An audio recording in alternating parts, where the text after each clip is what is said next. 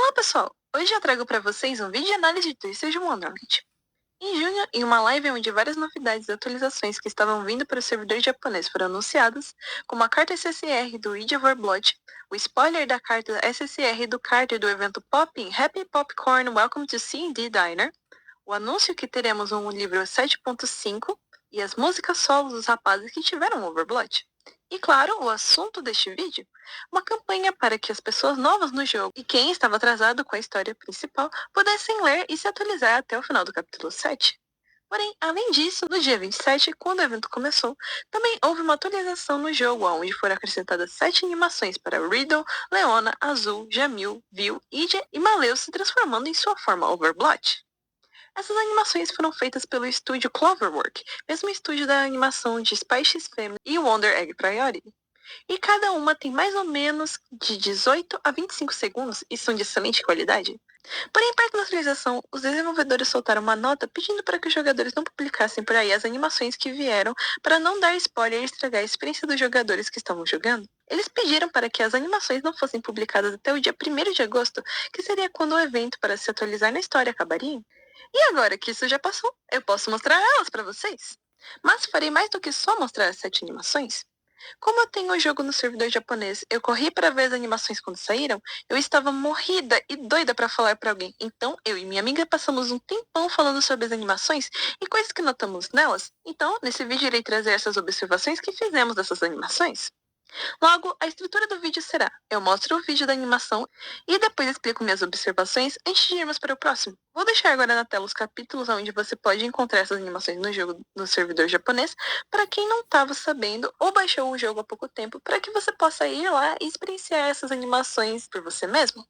Vou deixar fixado nos comentários também as minutagens onde as animações de cada rapaz estará aqui no vídeo, para quem quiser voltar para rever elas alguma hora. Este vídeo tem spoilers de todos os capítulos da história principal, então se você não tiver terminado de ler a história principal e não quer tomar spoiler, talvez esse vídeo não seja o melhor para você. Mas tenho vários outros vídeos sem spoiler no canal que você pode curtir. Dê uma olhada na playlist e se divirta! Agora, se você ainda está aqui, então pegue uma bebida, pois o vídeo hoje vai ser mais longo e cheio de traumas dos meninos.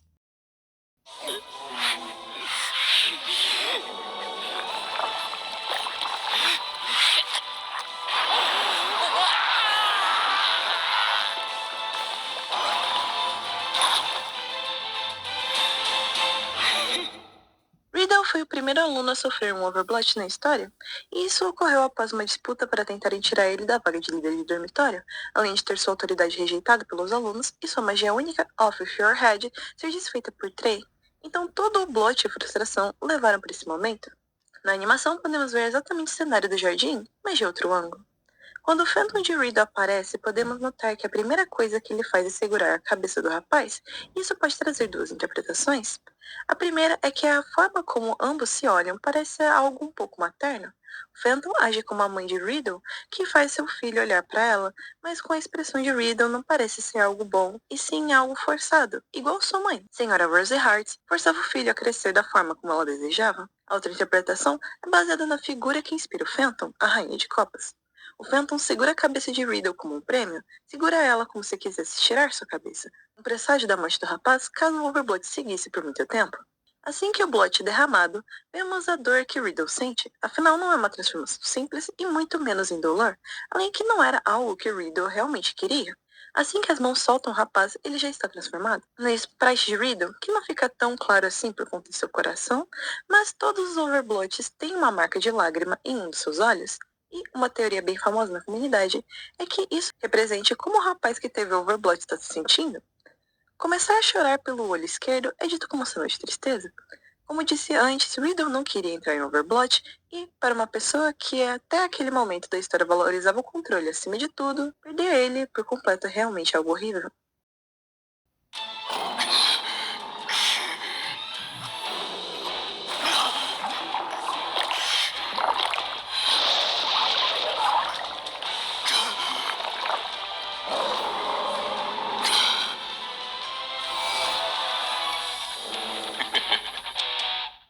O Overblood de Leona ocorreu após seu plano para levar seu dormitório à vitória no torneio interno de Magift dar errado e ele ser encurralado por aqueles que acabaram com tudo. Sentindo o peso de mais uma vez seu esforço ter sido em vão, Leona entrou em Overplot na arena de Magift dentro do seu próprio dormitório, como podemos ver na animação.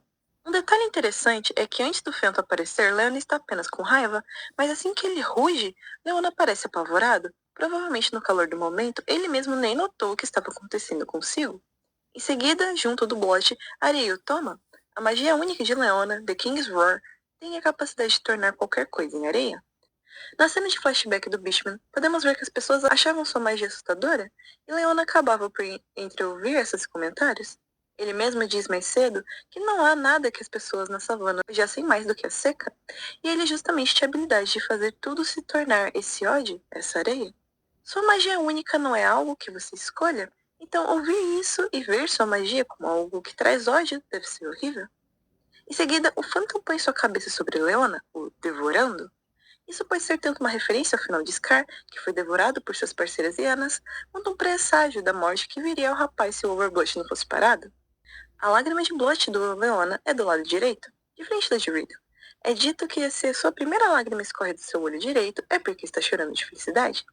Ainda que Leona não quisesse entrar em Overblood, isso não seria tão ruim, pois agora ele tinha todo o poder para se vingar daqueles que impediram seu plano, e, nem que fosse por pouco tempo antes do Blood tomar sua vida inteira, ele poderia governar em seu reino de pura areia e caos.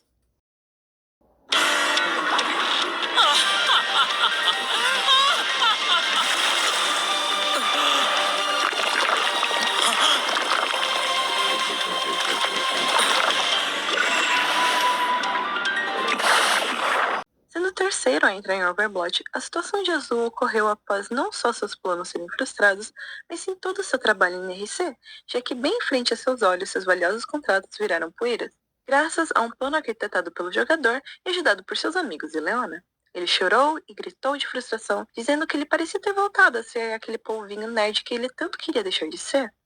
Tudo isso ocorreu fora do dormitório de Octavinelli, como podemos ver na animação. Seguindo na animação, podemos ver a Azul ainda rindo antes de notar o Phantom atrás dele, e ele apenas nota sua presença ao mesmo espirrar tinta no Merman. Em seu flashback, vemos uma criança zombar dele por soltar tinta, já que essa é uma das formas que os povos usam naturalmente para se proteger quando se sentem amedrontados. Seu próprio Phantom soltar tinta em Azul é um reflexo do bullying que ele sentiu. Agora ele tinha em sua face um dos motivos para ser bullying. Além que o próprio Phantom estava humilhando como se dissesse: Vê, você ainda é aquele polvinho medroso soltador de tinta. Então o Phantom coloca seus tentáculos ao redor de Azul, o apertando, um aperto mortal, já que é embalando sua presa em seus tentáculos que um polvo a come. Mais uma vez, um presságio da morte que viria se o Overblood corresse por tempo demais. Já transformado, a lágrima de Blot escorre pela direita. Assim como Leona, Azul não queria aquilo. Mas agora que estava transformado, Azul estava mais forte, mais poderoso. Daquele jeito, ninguém mais poderia zombar dele. Daquele jeito, seria ele quem poderia sair por cima pelo menos uma última vez.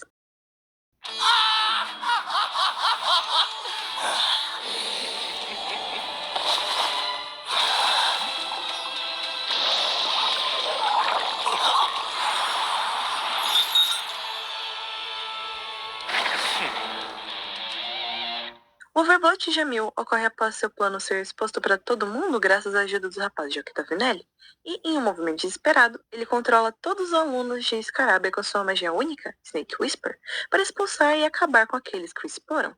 No meio do corredor de Scarabia, como podemos ver na animação, Jamil se entregou ao Overblood.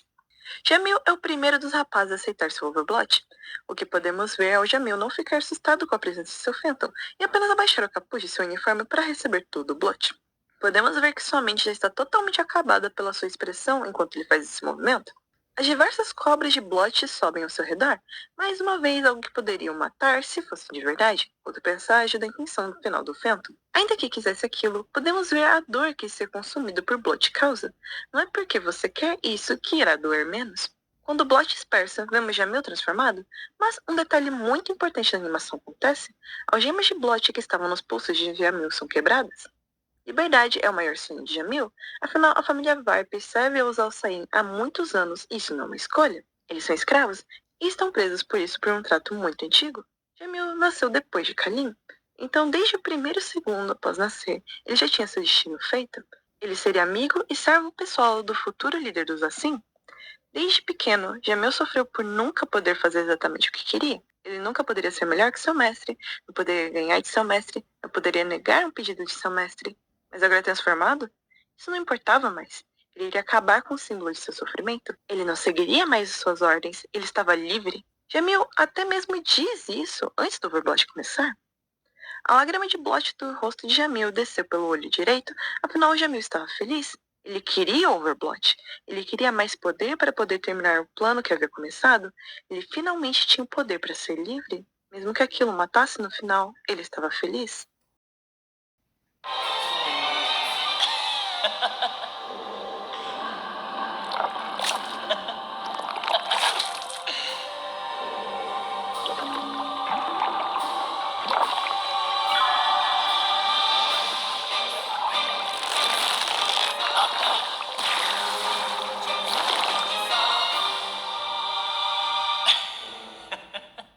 O quinto Overblot do jogo acontece no meio do Vocal Dance Competition, após a apresentação de RSA, tendo Neji como sua estrela.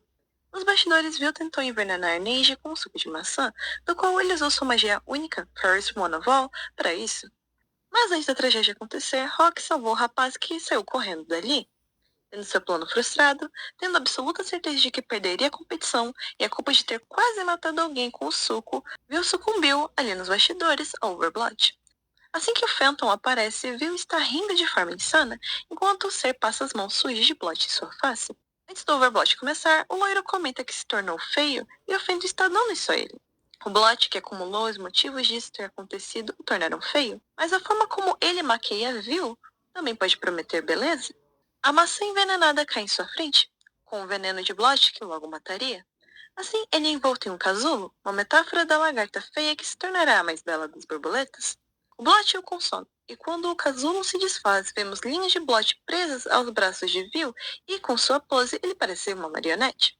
Já transformado, Vil ganhou uma lágrima de Blot que escorreu de seu olho esquerdo, significando tristeza. Afinal, naquele momento, Vil não enxergava mais a sua beleza e estava disposto a fazer todos se tornarem mais feios que ele, para que assim o posto do mais belo de todos fosse pela primeira e última vez dele.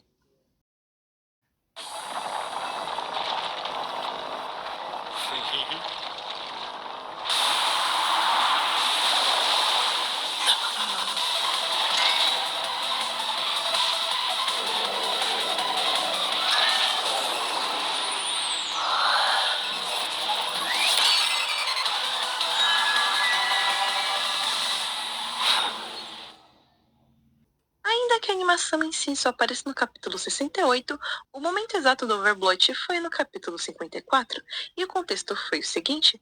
O Overblot de Ija ocorreu no Tartarus, em frente ao portão do submundo. O Tartarus é um lugar na Styx, onde é praticamente uma prisão para os Phantoms. Ele foi para lá após todo o sistema da organização ser hackeado e desativado por Orto. Mas não Orto, o androide, e sim Orto, o seu irmãozinho já falecido.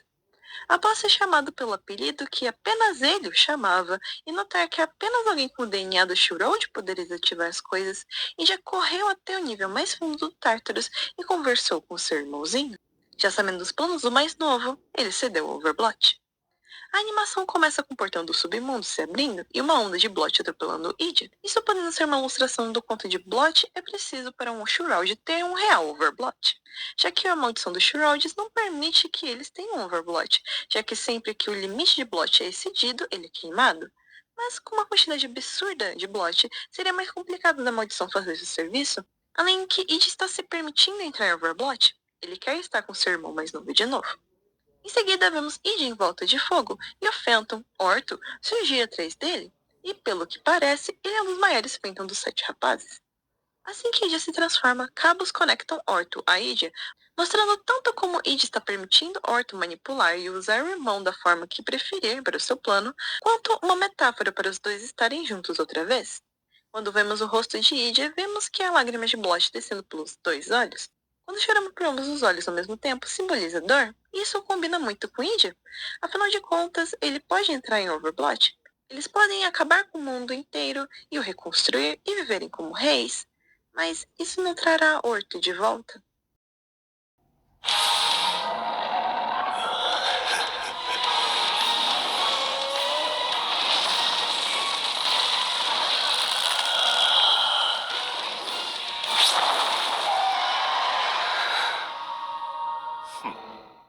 Agora, para o último overblot até o momento, temos Maleus, que teve seu overblot na festa de despedida de Lilia, que ocorreu em dia Insônia.